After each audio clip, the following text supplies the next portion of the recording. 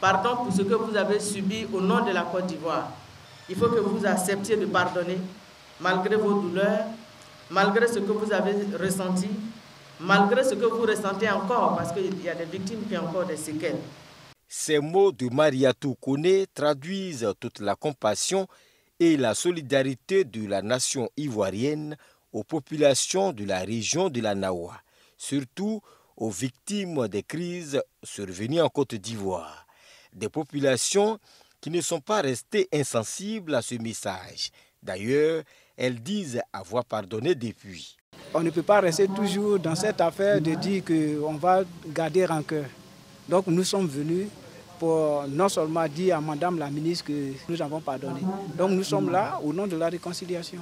Ces chèques, dont les montants varient entre 150 000 et 1 million de francs CFA, remis par Mariatou Koné, traduit le soutien financier du gouvernement aux victimes et ayant droit. C'est mon frère qui est décédé pendant la crise. Ce sont ses enfants.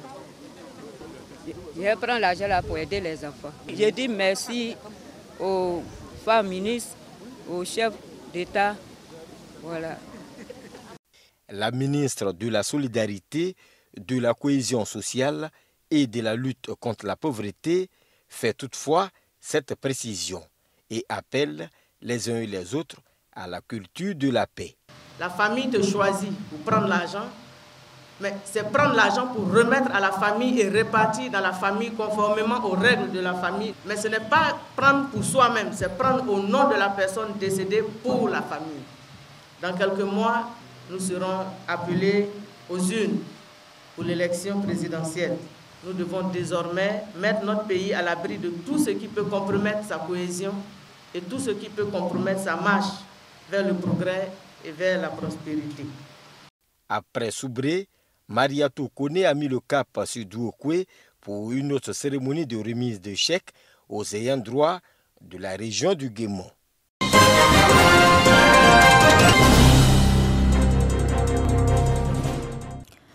Une simulation médicale d'une réanimation néonatale, d'une crise de la femme enceinte dans un contexte d'hypertension, des cas de figure que rencontrent au quotidien les médecins et qui peuvent entraîner des cas de décès. Pour réduire la mortalité maternelle et infantile, ils sont une trentaine de pédiatres et gynécologues à être formés sur la prise en charge pratique des principales pathologies meurtrières de la mère et de l'enfant.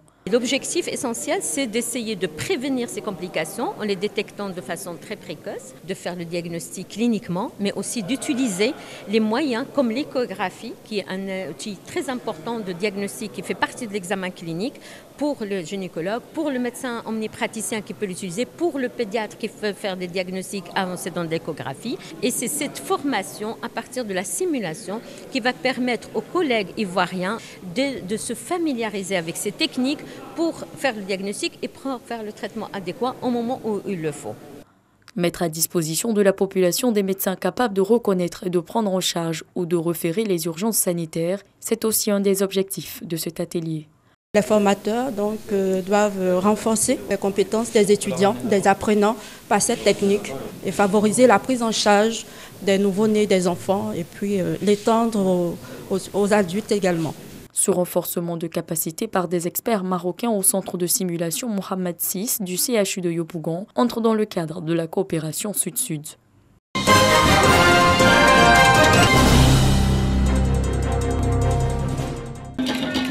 Barrés de tenue traditionnelle d'Ida, les animateurs de Radio Côte d'Ivoire annoncent les couleurs de la finale du concours Radio Vacances 2019. Les villes de Diokoué, Adzopé, Divo et Grand Laou sont en compétition à cette finale. La connaissance des candidats sur le VIH-Sida, le tabagisme et l'alcool sera évaluée dans 3 disciplines, le concours CRAC, le concours de meilleurs journalistes sportifs et de meilleurs groupes de musique Woyo. La ville de Grand Laou retient l'attention des membres du jury par la qualité de ses prestations dans 2 disciplines, meilleur groupe musical Woyo et meilleur groupe du concours CRAC. Le trophée de meilleur journaliste sportif revient à la ville de Diokoué. Des prestations jugées impressionnantes par les organisateurs et partenaires du concours Radio Vacances qui se disent satisfaits du niveau de connaissance de la jeunesse sur les maladies sexuellement transmissibles. Les jeunes gens ont perçu les messages de nos différents partenaires. Nous ne pouvons que demander aux jeunes gens qui ont passé des vacances sainement en compagnie de Radio Côte d'Ivoire de continuer avec un très bon comportement. Nous avons senti à travers cette compétition que tous les messages de sensibilisation, surtout de prévention du sida, sont vraiment bien perçus par la jeunesse. Le concours Radio Vacances est initié par le groupe RTI et le ministère de la Santé et de l'Hygiène publique en vue de sensibiliser la jeunesse ivoirienne sur les conséquences du VIH-Sida et autres maladies liées au tabac et à l'alcool.